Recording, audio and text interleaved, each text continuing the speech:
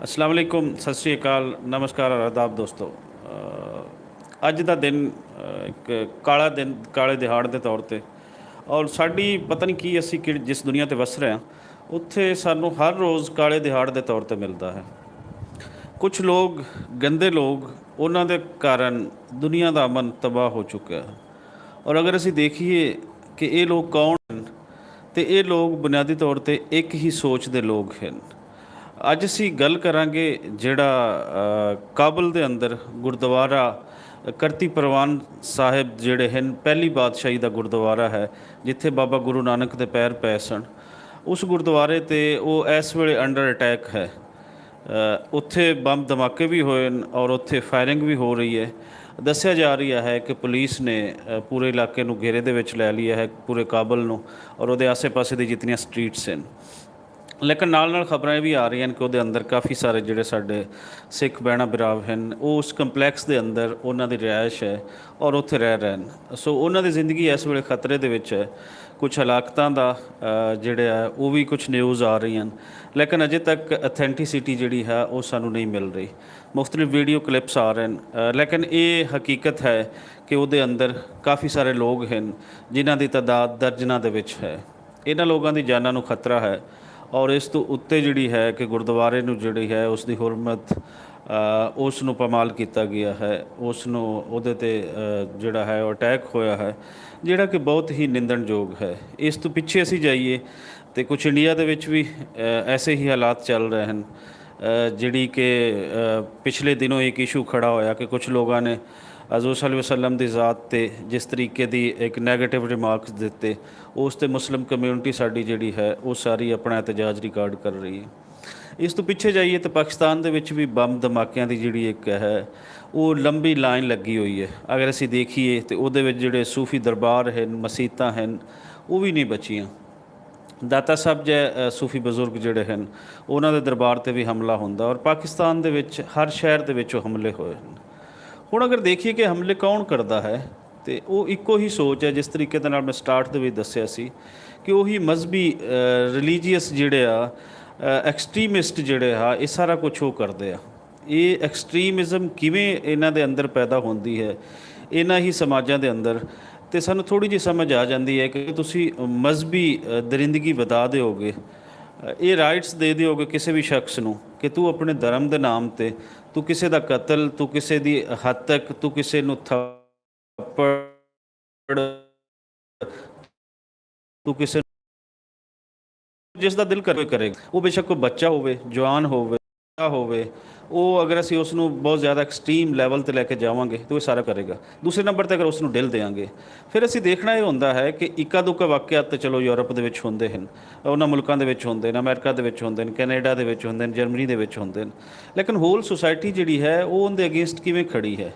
ਇੱਥੇ ਜਿਹੜੀ hole society ਸਾਡੀ ਹੈ ਇਹਨਾਂ ਐਕਸਟ੍ਰੀਮਿਸਟ ਦੇ ਅਗੇਂਸਟ, ਉਹ ਵੀ ਵੰਡੀ ਹੋਈ ਸੁਸਾਇਟੀ ਹੈ। ਮਿਸਾਲ ਦੇ ਤੌਰ 'ਤੇ ਇੰਡੀਆ ਦੇ ਅੰਦਰ ਜੋ ਅਸੀਂ ਦੇਖ ਰਹੇ ਹਾਂ ਉਹਦੇ ਅੰਦਰ ਲੋਕ ਵੰਡੇ ਹੋਏ ਨੇ। ਉਹਨਾਂ ਦੇ ਵਿੱਚ ਬੇਸ਼ੱਕ ਸਾਡੇ ਕੁਛ ਜਿਹੜੇ ਆ ਹਿੰਦੂ ਭੈਣਾਂ ਭਰਾ ਉਹ ਇਸ ਚੀਜ਼ ਦੀ ਨਿੰਦਿਆ ਕਰ ਰਹੇ ਹਨ ਜੋ ਇੰਡੀਆ ਦੇ ਵਿੱਚ ਚੱਲ ਰਹੀ ਹੈ ਕਿ ਤੁਹਾਨੂੰ ਕਿਸੇ ਵੀ ਮਜ਼ਹਬ ਦੇ ਪੈਗੰਬਰ, ਕਿਸੇ ਵੀ ਮਜ਼ਹਬ ਦੇ ਗੁਰੂ, ਕਿਸੇ ਵੀ ਮਜ਼ਹਬ ਦੇ ਅਵਤਾਰ ਦੇ ਖਿਲਾਫ ਕੋਈ ਐਸੀ ਜ਼ਬਾਨ ਇਸਤੇਮਾਲ ਨਹੀਂ ਕਰਨੀ ਚਾਹੀਦੀ ਜਿਹਦੇ ਵਿੱਚ ਲੋਕਾਂ ਦੇ ਜਿਹੜੀ ਫੀਲਿੰਗਸ ਹਨ ਉਹ ਹਰਟ ਹੋਣ ਔਰ ਉਹ ਜ਼ਹਿਨੀ ਤੌਰ 'ਤੇ ਉਹਨਾਂ ਦੇ ਅੰਦਰ ਇੱਕ ਐਂਗਰ ਪੈਦਾ ਹੋਵੇ। ਬੁਨਿਆਦੀ ਤੌਰ 'ਤੇ ਕੋਈ ਵੀ ਸਮਾਜ ਜਿਹੜਾ ਹੈ ਉਹ ਇਸੇ ਲਈ ਹੀ ਬਰਬਾਦ ਹੁੰਦਾ ਹੈ ਕਿ ਉਹਦੇ ਅੰਦਰ ਜਿਹੜੇ ਇਸ ਤਰ੍ਹਾਂ ਦੇ ਐਕਸਟ੍ਰੀਮਿਸਟ ਲੋਕ ਹੁੰਦੇ ਹਨ, ਉਹਨਾਂ ਦੇ ਹੱਥਾਂ ਦੇ ਵਿੱਚ ਉਸ ਸਮਾਜ ਦੀਆਂ ਸਾਰੀਆਂ ਮਾਰਾਂ ਆ ਜਾਂਦੀਆਂ ਹਨ ਔਰ ਉਹ ਫਿਰ ਟਕਰਾਉਂਦੀਆਂ ਹਨ ਉਹ ਕੁੱਤਾਂ, ਜਿਹਦੇ ਵਿੱਚ ਬਾਜ਼ ਔਕਾਤ ਸਟੇਟ ਵੀ ਇਨਵੋਲਵ ਹੁੰਦੀ ਹੈ। ਅਗਰ ਅਸੀਂ ਦੇਖੀਏ ਇਸ ਵੇਲੇ ਅਫਗਾਨਿਸਤਾਨ ਦੇ ਅੰਦਰ ਜਿਹੜਾ ਅਟੈਕ ਹੋਇਆ ਹੈ ਤੇ ਬੜਾ ਤਕਲੀਫ ਦੇ ਅਮਲ ਹੈ ਔਰ ਇਹਦੇ ਵਿੱਚ ਫਿਰ ਗੱਲ ਉਹੀ ਆਉਂਦੀ ਹੈ ਕਿ ਸੋਚ ਤਾਂ ਉਹੀ ਹੈ। ਹੁਣ ਅਗਰ ਅਸੀਂ ਦੇਖੀਏ ਤਾਂ ਅਫਗਾਨਿਸਤਾਨ ਦੇ ਵਿੱਚ ਚਲੋ ਅਸੀਂ ਮੰਨ ਲੈਂਦੇ ਹਾਂ ਕਿ ਪਹਿਲੇ ਤਾਂ ਅਮਰੀਕਾ ਕਰਾ ਰਹੀ ਸੀ ਸਾਰਾ ਕੁਛ ਬੈਠਾ ਹੋਇਆ, ਮੰਨ ਲੈਂਦੇ, ਫਰਜ਼ ਕਰ ਲੈਂਦੇ, ਲੇਕਿਨ ਹੁਣ ਕੌਣ ਕਰਾ ਰਿਹਾ ਹੈ? ਹੁਣ ਤਾਂ ਸਾਰਾ ਕੁਛ ਤਾਲਿਬਾਨ ਦੇ ਹੱਥਾਂ ਦੇ ਵਿੱਚ ਹੈ। ਔਰ ਜਿਹੜੀ ਇਸ ਚੀਜ਼ ਦੀ ਕੁਛ ਰਿਪੋਰਟਸ ਵੀ ਸਾਡੇ ਕੋਲ ਆ ਰਹੀਆਂ ਹਨ ਕਿ ਆਈਐਸ ਜਿਹੜੀ ਇੱਕ ਉੱਥੋਂ ਨਾਮ ਦੀ ਤਨਜ਼ੀਮ, ਮਿਲੀਟੈਂਟ ਦੀ ਤਨਜ਼ੀਮਾਂ ਹਨ, ਉਹ ਇਸ ਦੀ ਹਮਲਾ ਕਰਨ ਦੀ ਜ਼ਿੰਮੇਵਾਰੀ ਜਿਹੜੀਆਂ ਹਨ ਉਹ ਕਬੂਲ ਕਰ ਰਹੀਆਂ ਹਨ। ਲੇਕਿਨ ਕੌਣ ਹਨ? ਇਹੋ ਹੀ ਮਿਲੀਟੈਂਟ ਗਰੁੱਪ ਹਨ। ਅਤੇ ਇੱਕ ਵੱਡਾ ਮਿਲੀਟੈਂਟ ਗਰੁੱਪ ਜਿਹੜਾ ਤਾਲਿਬਾਨ ਦਾ ਹੈ ਤਾਂ ਅਫਗਾਨਿਸਤਾਨ 'ਤੇ ਕਾਬਜ਼ ਹੈ। ਫਿਰ ਰੌਲਾ ਕੀ ਹੈ?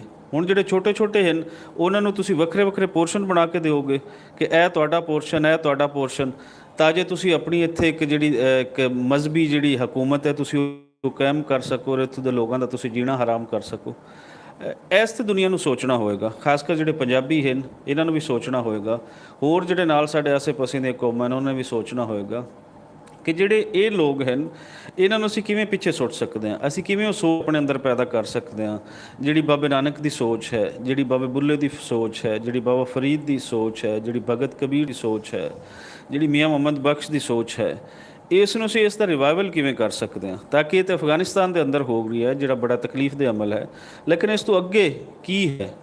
ਅਗਰ ਤਾਂ ਅਸੀਂ ਇਸ ਨੂੰ ਸਮਾਜ ਨੂੰ ਇੰਝ ਹੀ ਛੱਡ ਦੇਵਾਂਗੇ, ਉਹ ਚੜ੍ਹਦਾ ਪੰਜਾਬ ਹੋਵੇ, ਲਹਿੰਦਾ ਹੋਵੇ ਜਾਂ ਆਸੇ ਪਾਸੇ ਦੇ ਜੋ ਇੱਥੇ ਐਕਸਟ੍ਰੀਮਿਸਟ ਮਾਈਂਡਸੈਟ ਪੈਦਾ ਹੋ ਰਹੀ ਹੈ, ਤੇ ਫਿਰ ਕੱਲ੍ਹ ਨੂੰ ਆ ਕੇ ਇਹ ਵੀ ਇੰਝ ਹੀ ਕਰਨਗੇ।